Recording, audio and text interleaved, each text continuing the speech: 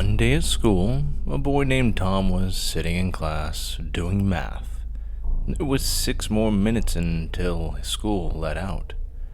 As he was doing his homework, something caught his eye.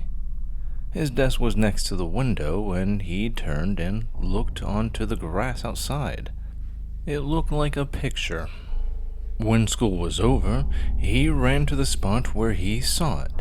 He ran fast so that no one else could grab it. He picked it up and smiled. It had a picture of the most beautiful girl he had ever seen. She had a dress with tights on and red shoes, and her hand was formed into a peace sign. She was so beautiful, he wanted to meet her. So he ran all over school and asked everyone if they knew her or had seen her before. But everyone he asked said no. He was devastated.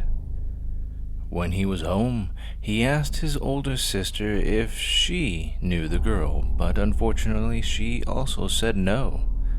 It was very late, so Tom walked upstairs and placed the picture on his bedside table and went to sleep.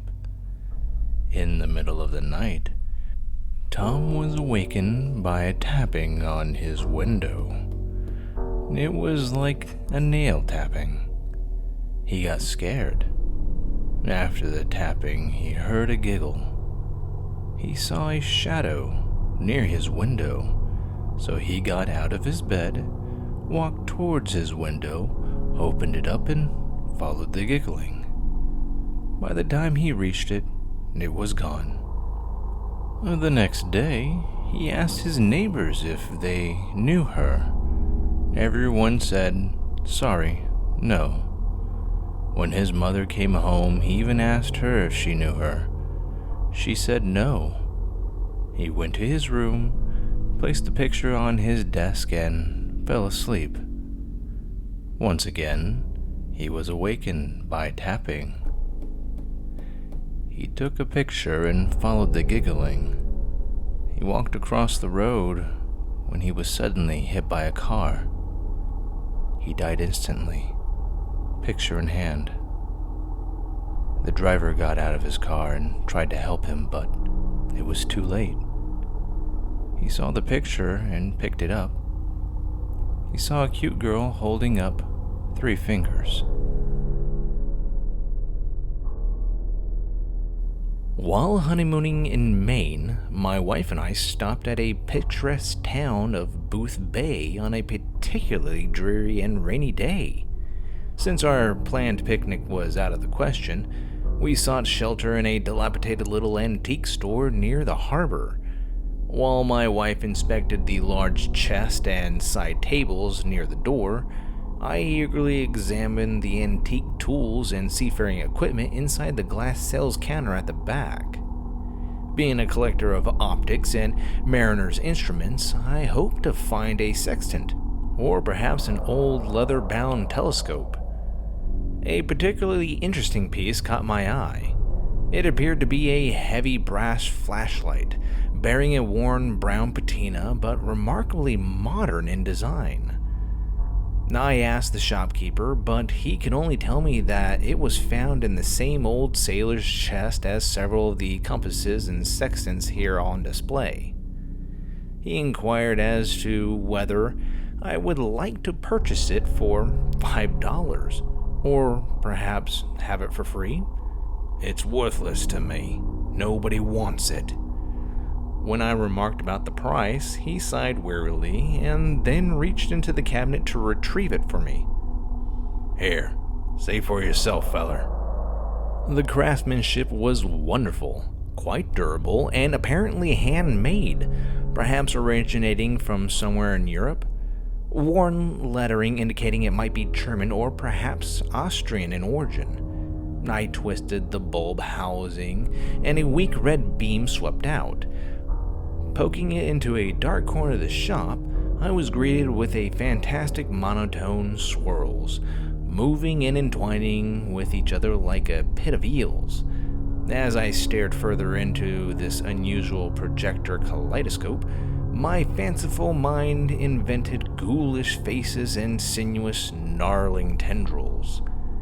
Shutting the device off, I turned excitedly to the shopkeeper. "Fantastic," I said. "It must have an oil filter of sorts in front of the lens. I have 2 Victorian kaleidoscopes, but none that are illuminated like this." "You don't get it, do you? Nobody gets it. They all come back to return it after a while." The shopkeeper leaned on his counter, and I could see that he was breathing heavily and perspiring. "They all think it's some sort of trick, till they start seeing it when the light's off. That ain't no projection, mister. That damned thing, that light, it ain't making up those creatures. It's just letting you see what's already there."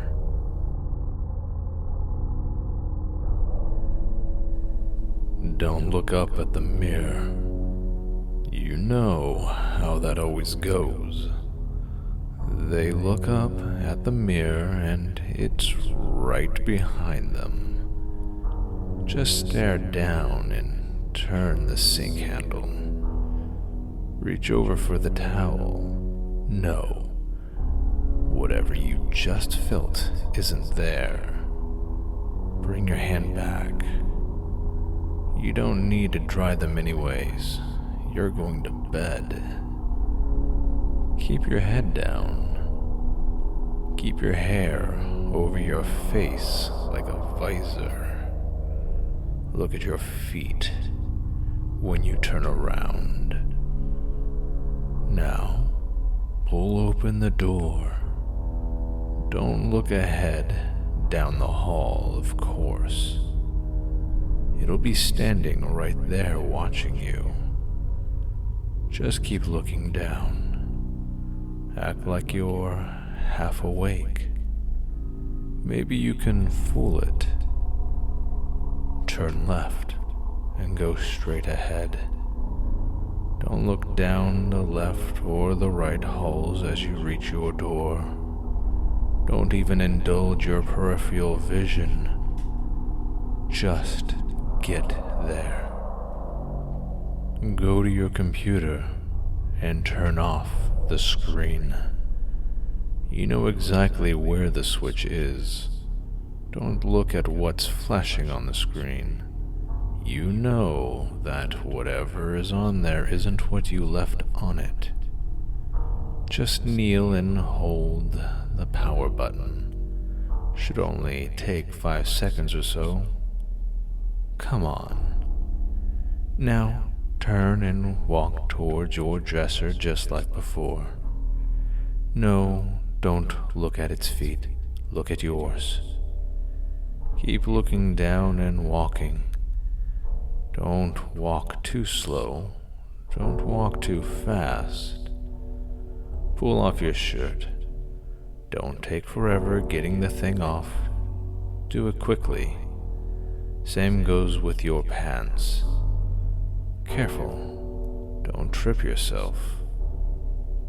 Open the drawer and just put them both in. Who cares if it's just the one for shirts? Don't look at what else is in there. Just close it. Some of the shirts got caught in the top. Open it again. Shove it in. Close it. Okay. Now turn again. Look down.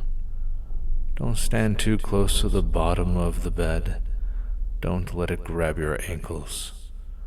Just get on the bed. Now, move the pillows and lie on your side with your back to the wall. Keep your eyes closed. Ignore the freezing wall. Grip the covers from the inside tightly, in case it tries to pull them off. Keep your eyes shut. Don't listen to it. Keep your eyes shut. shut. Go to sleep.